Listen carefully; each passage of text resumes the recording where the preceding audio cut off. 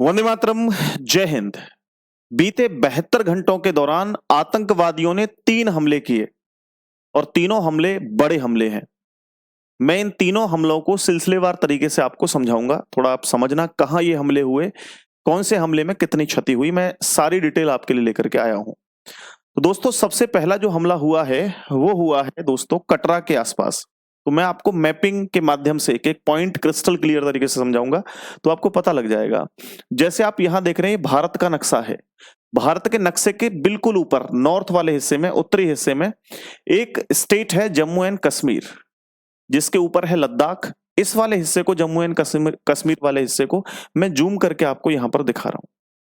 यहां पर आप लोग देखिए, एक जगह यहां पर दिख रही होगी आपको कटरा, और यहां है डोडा, और यहां है एक कठुआ। तो इन 3 पॉइंट्स पर या इन 3 जगहों पर आतंकवादियों के हमले हुए। सबसे पहला जो हमला हुआ वो हुआ कटरा। कटरा यहां पर है, इस पर सबसे पहला हमला हुआ यहां पर। यहां हमला क्या हुआ, कैसे हुआ, ये आप लोग समझिए। सबसे पहले यहां पर जो सबसे प्रसिद्ध जगह है वो है वैष्णो देवी मंदिर। यहां लाखों की संख्या में श्रद्धालु हर साल दर्शन करने के लिए जाते हैं, हर समय दर्शन करने के लिए जाते हैं। यहां से लगभग 80 किलोमीटर की दूरी पर एक और प्रसिद्ध जगह है शिवखौड़ी धाम, बहुत प्रसिद्ध है। यहां पर देखो, जो भी व्यक्ति वैष्णो देवी मंदिर जाते हैं उनमें से कुछ श्रद्धालु क्या है, वो शिवखौड़ी धाम भी चले जाते हैं। ऐसे ही कुछ यात्री या श्रद्धालु शिवखेड़ी धाम घूमने के लिए गए थे। वहां घूमकर आए और घूमकर जब वापस आ रहे थे कटरा के लिए, बीच में एक चंदन मोड़ है, चंदन मोड़, वहां पर 2-3 आतंकवादी छिपे हुए थे। उन आतंकवादियों ने शाम, ये 9 जून की मैं बात बता रहा हूं आपको, 9 जून को शाम के लगभग 6:15 का समय था। इन्होंने गोलीबारी शुरू कर दी, यानी सीधा फायरिंग शुरू कर दी। फायरिंग जैसे ही शुरू की तो एक जो गोली थी वो एक ड्राइवर जो उस बस को चला रहा था, उस बस ड्राइवर के सर के ऊपर लगी। यहां जब सर के ऊपर लगी तो बस जो है वो आउट ऑफ कंट्रोल हो गई, और जब आउट ऑफ कंट्रोल हुई, जिसके कारण वो जो बस थी वो खाई के नीचे गिर गई, खाई में गिर गई नीचे। आप लोग यहां पर देखो, फोटो भी देख सकते हो इसका, है ना। यहां ये बस थी, ये खाई के अंदर गिर गई, और इसमें जो है वो बहुत भारी नुकसान हुआ साथियों। इसमें बताया जा रहा है कि लगभग 10 जो श्रद्धालु थे उनकी तुरंत मौत हो गई ऑन स्पॉट, और लगभग 41 जो श्रद्धालु हैं वो गंभीर रूप से घायल हुए। इस बीच प्यारे साथियों, इसमें यह भी बताया गया कि एक बच्चा था जिसकी उम्र केवल 2 साल थी, वो भी इस बस के अंदर था, उसकी भी मौत हो गई साथियों। ये हमला बताया गया कि 3 आतंकवादियों के द्वारा किया गया था। सबसे पहले तो यहाँ पे कुछ जो लोग इस बस में बैठे हुए थे या आसपास लोग थे, उन्होंने बताया, जब मीडिया कर्मियों ने पूछा या आसपास के लोगों ने पूछा, पुलिस ने पूछा, सुरक्षा एजेंसियों ने पूछा, तो उन्होंने बताया कि जो आतंकवादी थे उन्होंने लगभग 20 से 25 गोलियां चलाई, 20, 25, 30 गोलियां चलाई, और जब बस खाई के नीचे गिर गई थी तब भी वो जो है वो गोलियां चलाते रहे। इस बीच ये आतंकवादी लाल कलर का एक मफलर या मफलर पहने हुए थे, और काले कपड़े इन्होंने पहने हुए थे, मुंह ढका हुआ था सभी का, और इन्होंने जो है सीधी गोलीबारी शुरू कर दी। अब यहां पर क्या है, हमले के बाद सुरक्षा एजेंसियों ने इनकी जांच पड़ताल की, तो बताया गया कि ये तीन आतंकवादी यहां थे, वो तीनों आतंकवादी पाकिस्तान के हैं। उन तीनों के नाम भी कुछ इस प्रकार हैं: अबू हमजा, अदून और एक फौजी। ये तीनों आतंकवादी हैं। इनके पास जो है US made M4 carbon gun भी पाई गई, और देखा गया कि ऐसा बताया जा रहा है सुरक्षा एजेंसियों के द्वारा, ये पिछले कई दिनों से जो है वो रेकी कर रहे थे वहां पे। और ये वही ग्रुप के आतंकवादी हैं जिन्होंने 4 मई को एक हमला हुआ था सुरनकोट में भारतीय वायुसेना के काफिले पर हमला हुआ था। तो ये उसी ग्रुप के आतंकवादी हैं। ग्रुप कौन सा है मैं आपको बताता हूं, ये TRF ग्रुप है। अब आपको लग रहा होगा सर ये TRF ग्रुप तो कभी नाम सुना नहीं है, तो ये एक ग्रुप है लश्कर-ए-तैयबा का। लश्कर-ए-तैयबा जो आतंकवादी संगठन है, उसका सरगना आपको पता होगा हाफिज सईद है, उसी का ही एक अंग है ये TRF, उसके द्वारा ये अटैक किया गया। तो इसमें दोस्तों मैंने बताया आपको 10 लोग जो है वो मर गए थे और लगभग 41 लोग घायल हुए। ये पहला हमला था 9 जून को शाम के 6:15 का।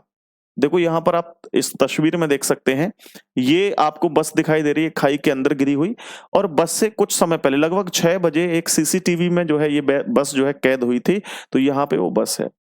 अब जो फायरिंग हुई थी उसके कुछ कार्टेज या उसके कुछ जो एक तरीके से हम लोग बोलते हैं कारतूस, तो वो यहाँ पर है, ठीक है, दिख रहे होंगे आपको। अच्छा, इसके बाद प्यारे साथियों एक आतंकवादी की पहचान भी हो गई। पहचान कैसे हुई कि स्थानीय लोगों से उसका स्केच मतलब देख करके जो एक्सपर्ट होते हैं उनके उन पर उसका जो है स्केच बनवाया गया। तो ये कुछ तस्वीर ऐसी बनी है, और इस आतंकवादी को पहचानने पर 20 लाख का इनाम भी मिलेगा, मतलब जो भी इसको पहचानेगा उसको 20 लाख रुपए का इनाम भी दिया जाएगा। तो ये पहली घटना थी। अब इसके बाद दूसरी जो घटना होती है वो 12 जून में होती है। मैं 12 जून वाली घटना भी आपको बता देता हूँ। 12 जून में जो घटना हुई वो रात को 8 बजे हुई थी। वो कहाँ हुई? कठुआ में। तो फिर से हम लोग मैप पे समझते हैं। पहली घटना मैंने बताया कटरा में, दूसरी घटना हुई कठुआ। कठुआ यहाँ पर नजदीक है इसके, ठीक है, ज्यादा दूर नहीं है, यहाँ पर हुई। यहाँ पर क्या हुआ कि 2 आतंकवादी थे। पहले समझो कि यहाँ पर जो जगह है ना, ये कठुआ में, यहाँ पर एक गांव है जिसका नाम है सैदा सुखल। सैदा सुखल गांव कहाँ पड़ता है? तो लगभग ये बिल्कुल हीरानगर, एक यहाँ पर आपको पॉइंट दिख रहा है ना, हीरानगर, ये बिल्कुल पाकिस्तान से सटा हुआ क्षेत्र है, बिल्कुल बॉर्डर का हिस्सा। ये पाकिस्तान आप लोग देख रहे होंगे यहाँ पे, ये पाकिस्तान की सीमा है। तो बिल्कुल इसी से सटा हुआ एक जगह है जिसको कहते हैं हीरानगर। हीरानगर का गांव है एक सैदा सुखल। यहां पर क्या होता है प्यारे साथियों, यहां पर 2 आतंकवादी आते हैं रात के समय। रात को 8 बजे की ये बात है। और जब रात को 8 बजे ये लोग आते हैं तो एक स्थानीय घर में दरवाजा बाहर से खटखटाना शुरू कर देते हैं। तो वो दरवाजा खोलते हैं वहां के ग्रामीण। जब वो दरवाजा खोलते हैं तो वो देखते हैं कि उसके पास जो है एक तो वेशभूषा उनका आतंकवादियों जैसा, दूसरा उनके हाथ में जो है वो गन है, बंदूक है। तो वो डर जाते हैं स्थानीय लोग, और ये आतंकवादी उनसे मांगते पानी, कि भाई पानी पीना हमको। तो वो क्या करते हैं, दरवाजा लगा करके और चिल्लाना शुरू कर देते हैं। और जैसे ही वो चिल्लाना शुरू करते हैं तो आतंकवादी वहां पे फायरिंग करना शुरू कर देते हैं। जिसके बाद वहां वहां पे पुलिस आती है, डीआईजी और एसएसपी आते हैं, वो पहुंचते हैं, तो ये आतंकवादी उनकी गाड़ी पर भी अटैक करना शुरू कर देते हैं, फायरिंग करना शुरू कर देते हैं। तो इस बीच एक आतंकवादी अपने ग्रेनेड निकालता है और फेंकने की कोशिश करता है। फेंक ही रहा था, उससे पहले क्या होता है कि वो ग्रेनेड फट जाती है और एक आतंकवादी मर गया, और एक जो आतंकवादी था वो छिप गया, और उसकी तलाश अभी जारी है, मिला नहीं अभी। इसके बाद ये दूसरा हमला था, मैंने बताया आपको कहां पर, कठुआ में। अब तीसरा जो हमला हुआ प्यारे साथियों वो रात 1 से 2 बजे के बीच हुआ। आज रात 1 से 2 बजे के बीच हुआ। तो तीसरा हमला हुआ है डोडा, एक जगह है जम्मू एंड कश्मीर में ही, वहां पर। अब इसको भी समझना, ये भी रात के 1 से 2 बजे के करीब हुआ। यहां सेना के अस्थायी रूप से कुछ ऑपरेटिंग बेस बनाए गए हैं। यहां पर ये दो दो एक तो जम्मू कश्मीर पुलिस है इनके साथ मिली हुई, और राष्ट्रीय राइफल, ये दोनों मिलकर के कैंप चलाते हैं आतंकवादियों से बचने के लिए। यहाँ पे जो है बेस बनाए गए हैं। इन्होंने इस बेस पे हमला कर दिया आतंकियों ने। जब आतंकियों ने इस बेस पे हमला किया तो 5 जवान लगभग जो है यहाँ पे घायल कर दिए, और एक एसपीओ मतलब स्पेशल पुलिस ऑफिसर, वो भी यहाँ पे घायल हुए हैं। और 5 जो जवान थे वो भी बहुत गंभीर रूप से घायल हुए हैं। हालांकि किसी की क्षति इस हमले में नहीं हुई है, और मुख्य रूप से ये कह सकते हैं कि बहुत ज्यादा खबर अभी निकल के सामने नहीं आई है। जैसे इसकी डिटेल में कोई खबर आएगी मैं आपको जरूर बताऊंगा। अब आप लोग समझना कि इस करतूत को आप लोग समझने की कोशिश करना कि ये है किसकी करतूत। तो ये तो आप सबको पता है कि जांच एजेंसियों ने बताया है कि ये करतूत पाकिस्तान के आतंकवादियों की है। अगर ये जांच एजेंसियां हमें नहीं भी बताती तो हम सबको मालूम है कि ये करतूत किसकी है। आज पाकिस्तान में पाकिस्तान के जो आम लोग हैं वो भी बहुत परेशान है पाकिस्तान की सरकारों से और पाकिस्तान की आर्मी से। वो खुद परेशान है। तो उन पाकिस्तानियों के जो आम लोग हैं उनको केवल ब्लेम करना तो वो तो कहीं तक ठीक नहीं है।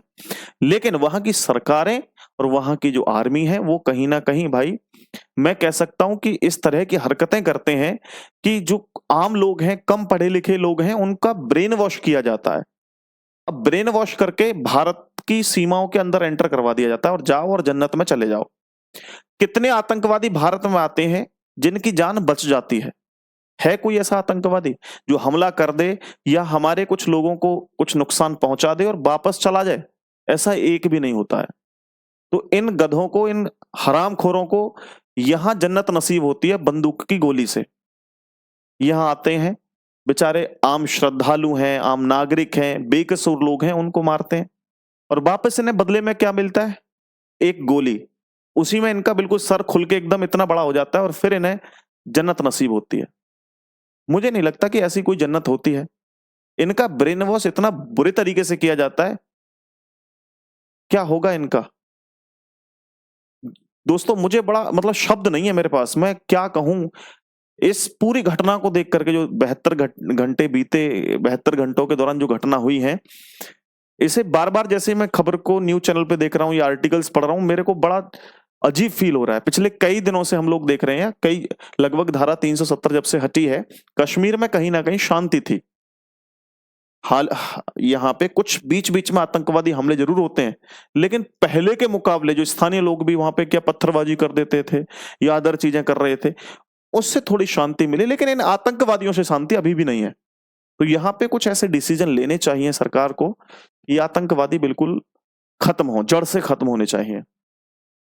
बहुत सारी ऐसी टेक्नोलॉजी हैं, बहुत सारी ऐसी चीज़ें हैं, सरकार चाहे तो कर सकती है। हालाँकि हमारे देश की सरकारों पे या विपक्ष पे मुझे थोड़ा-सा जो है बुरा ज़रूर लगता है जब ये लोग एक-दूसरे पर ब्लेम करते हैं। जैसे अभी मोदी जी की सरकार बनी, जिसके बाद जो विपक्ष वाले हैं उन्होंने सीधा ताना मोदी जी के ऊपर कसना शुरू कर दिया। मैं कहता हूँ कि आपके देश के अंदर इंटरनल कोई भी मैटर होता है, आप एक-दूसरे से लड़िए, झगड़िए, कुछ भी करिए। लेकिन अगर देश के साथ बाहर का कोई व्यक्ति छेड़छाड़ कर रहा है, वहाँ बाहर का कोई व्यक्ति देश की जो संपत्ति है उसको नुकसान पहुँचा रहा है, तो मैं ये चाहता हूँ कि सभी पार्टियाँ, सभी लोग एकजुट होने चाहिए। आप नॉलेज दीजिए मोदी सरकार को या जो भी स्टंट कर रही है सरकार फिलहाल में, उसको नॉलेज दीजिए, क्या किया जाए, क्या करा जा सकता है, आपके अंदर इतनी नॉलेज है तो। और उसको आप उजागर करिए, आपको लगता है कि हमने इसे नॉलेज को दिया तो आप उसे बताइए कि हमने इसको नॉलेज को दिया था। लेकिन ऐसे नहीं, ब्लेम कर रहे हो आप डायरेक्ट किसी भी सरकार को, किसी आर्मी के जवान को या किसी सेना को, आप टारगेट करना बंद करके सभी लोग एक हो जाओ, इस चीज़ में तो एक हो जाओ।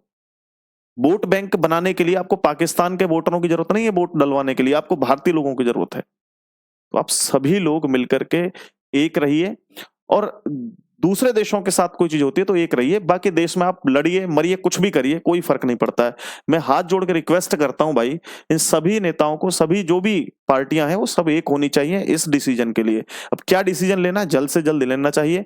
यहाँ सेनाएँ लगी हुई हैं और ऐसा बताया जा रहा है कि अभी आप लोग जो भी लोग वहाँ पे श्रद्धालु जा रहे हैं, तो वहाँ साथ में सुरक्षा बल भी उनके साथ तैनात है और वहाँ पे कुछ जो सर्चिंग कैंप हैं वो भी बढ़ा दिए गए हैं और लगातार जो है सर्च चल रही है। जो भी होगा, जैसे ही कोई इन्फॉर्मेशन आएगी, मैं आप लोगों को ज़रूर बताऊँगा और डिटेल में वीडियो लेकर के आऊँगा। एक-एक पॉइंट आपको ढंग से समझाऊँगा जैसे मैंने इस वीडियो में समझाया है। बहुत-बहुत धन्यवाद, नमस्कार, जय हिंद, वंदे मातरम साथियों।